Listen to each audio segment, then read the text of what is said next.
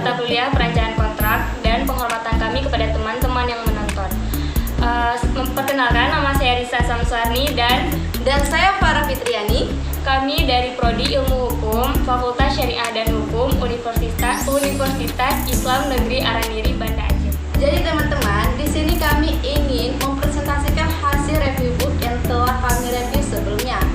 Yang mana tugas ini untuk melengkapi nilai ujian tengah semester kami, yaitu dalam MK, rancangan kontrak atau legislative drafting. Jadi, yang akan kami bahas di dalam video ini ada 4 buku. Yang pertama yaitu buku legislative drafting yang ditulis oleh Fikret Febel yang diterbitkan oleh Routledge Cavendish. Buku ini merupakan terbitan edisi pertamanya. Buku ini diterbitkan pada tahun 1993. Ketebalan buku ini agak tebal, dia itu mempunyai banyak halaman, itu 320 halaman. Dan buku ini juga diterbitkan dalam bentuk bahasa Inggris. Buku ini memiliki harga kalau dibilang cukup murah karena harganya itu sekitar 119.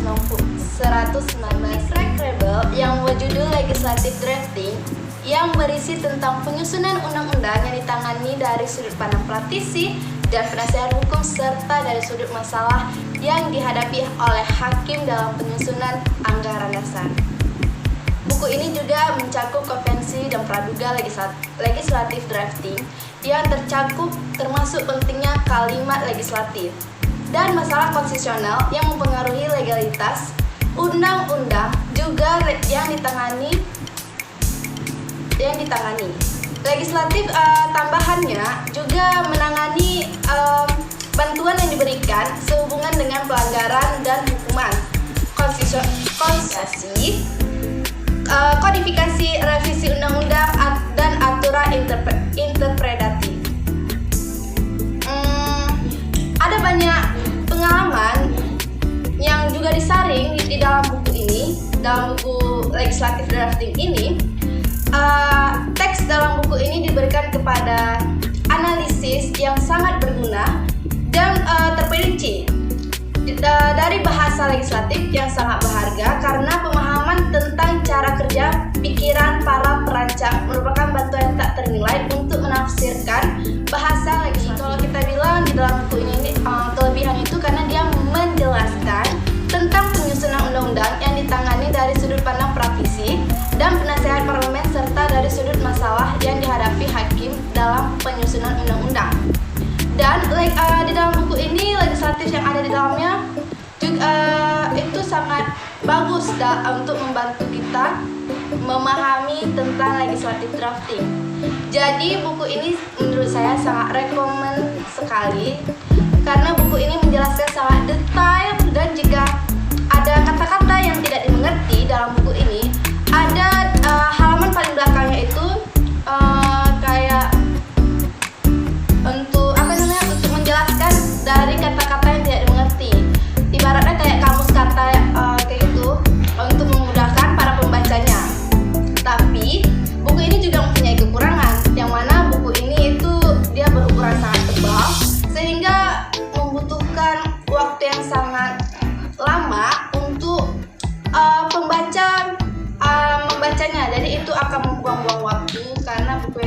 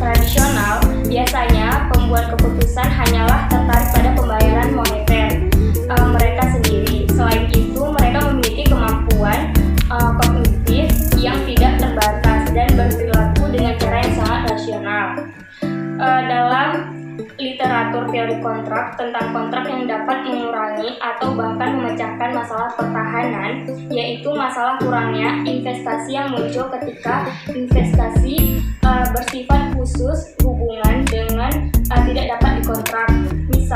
Masalah agen utama multi tugas, di mana tugas dapat saling bertentangan satu sama lain. Misalnya, seorang pedagang atau prinsipal yang ingin menjual dua produk. Pedagang dapat menyewa satu atau dua perwakilan penjualan atau agen yang dapat melakukan upaya non-kontras untuk mempromosikan suatu produk, sehingga gaji hanya dapat bergantung pada produk yang mana yang akan dijual. Buku ini mempunyai kelebihan, yaitu buku ini disajikan dengan bahasa asing, yaitu bahasa Inggris, membuat seorang pembaca senang untuk membacanya, dan dikarenakan dia itu harus belajar bahasa Inggrisnya lagi agar melatih bahasa seseorang itu supaya mudah untuk dipahami buku tersebut. Dan kekurangan buku ini banyak menggunakan rumus menghitung. Alangkah baiknya apabila di dalam buku ini diberi sedikit materi atau teori yang dapat dipahami hanya sebagai dasar pengetahuan saja. Kemudian buat salinannya agar yang tidak lancar berbahasa Inggris dapat mengerti dan tahu isi dari buku tersebut. Karena tidak semua orang mengerti dengan bahasa Inggris. Dan selanjutnya akan dilanjutkan oleh Farah.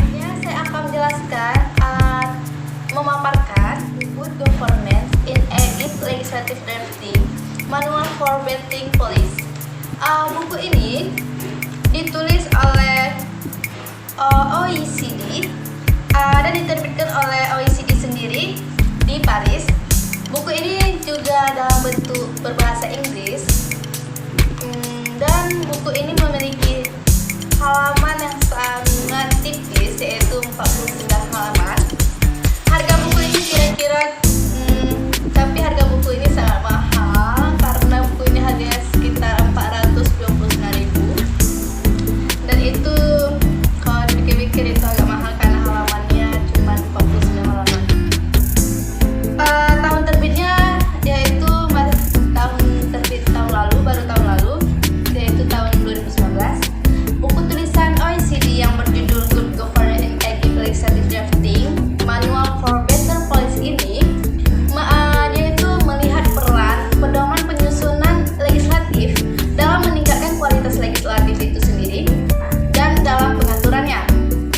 Ini menyajikan pengalaman serta praktik yang baik di OECD sendiri, dan jangan lupa juga di MENA dalam mempersiapkan dan penerapan manual ini. Secara khusus, laporan ini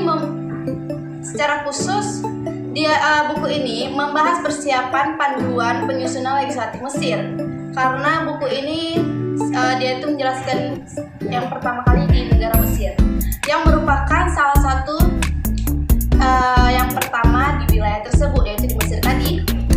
Buku ini juga menjelaskan proses penyusunan legislatif di Mesir, mengidentifikasi tantangan-tantangan yang ada dalam kerangka legislatif dan pengaturan saat itu. Dan buku ini juga menjelaskan menyelidiki bagaimana panduan penyusunan legislatif Mesir dapat membantu mengatasi tantangan-tantangan ini. Buku ini ditutup dengan rekomendasi potensi panduan yang disesuaikan berdasarkan penyusunan legislatif Mesir sebagai alat untuk memperoleh hasil yang lebih baik lagi ke depannya dari undang-undang yang sebelumnya. Rekomendasi dari OECD sendiri, dari Dewan Kebijakan, Peraturan, dan Tata Kelola Pemerintahan menunjukkan manajemen pengaturan yang baik, yaitu dengan membantu merangsang kegiatan ekonomi di tingkat domestik dan internasional.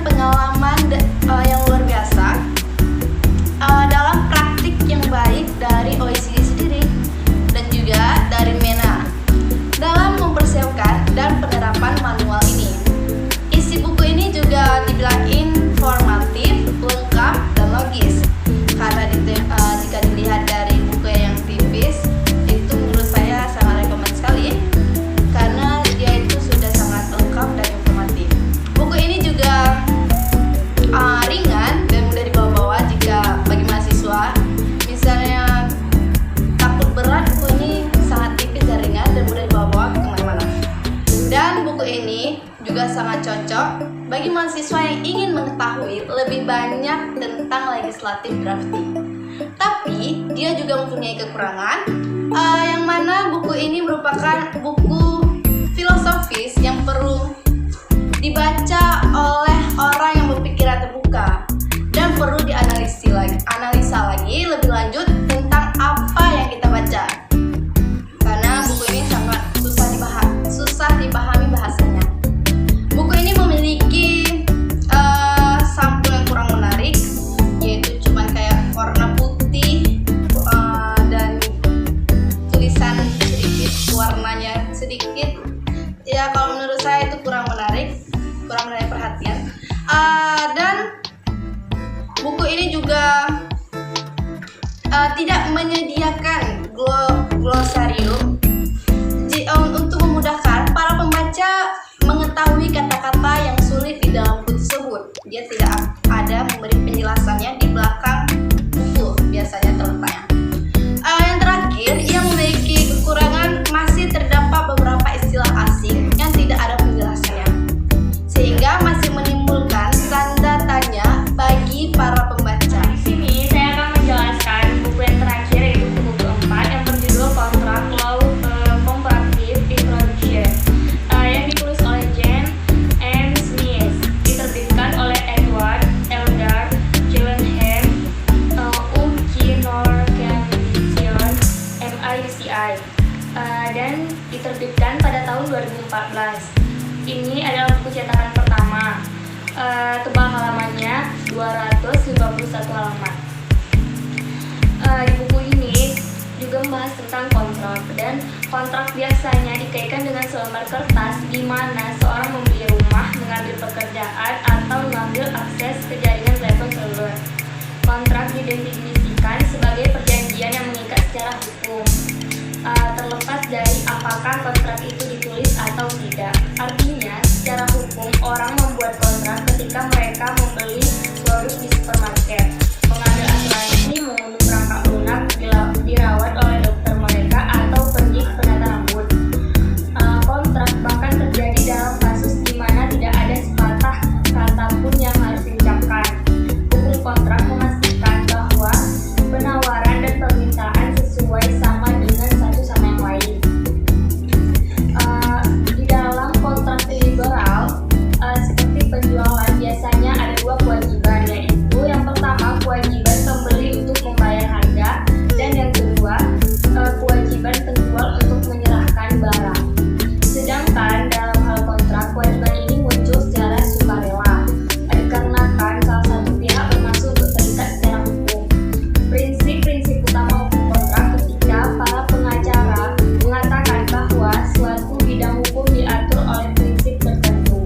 Mereka bermaksud untuk merujuk pada nilai atau tujuan utama yang mendasari bidang tersebut. Biasanya prinsip ini dipandang sebagai bukti yang sangat jelas sehingga lembaga resmi tidak mau repot-repot menuliskannya lagi. Hukum kontrak adalah seperangkat aturan dan prinsip yang mengatur transaksi di antara para pihak. Dengan demikian menetapkan hak dan kewajiban pihak tersebut yang dapat diberlakukan. Hukum agama Islam yang disebut syariah terdiri dari Al-Quran dan Sunnah. Keputusannya diputuskan oleh hakim atau pinjaman dalam Islam selalu merupakan tindakan amal yang karenanya tidak memungkinkan adanya keuntungan. Tetapi terlepas dari aturan, bank-bank di dunia Islam dan Barat telah mengembangkan suatu alternatif, suatu bentuk usaha patungan di mana pemberi pinjaman dan peminjam berpartisipasi dalam untung dan rugi. Buku ini juga mempunyai kelebihan, yaitu buku ini menyampaikan maksudnya dengan secara santai dan mudah dipahami oleh si pembaca yang berstatus mahasiswa seperti kita-kita. Dan buku ini juga bahasanya ada yang terlalu tinggi, tetapi tidak semua.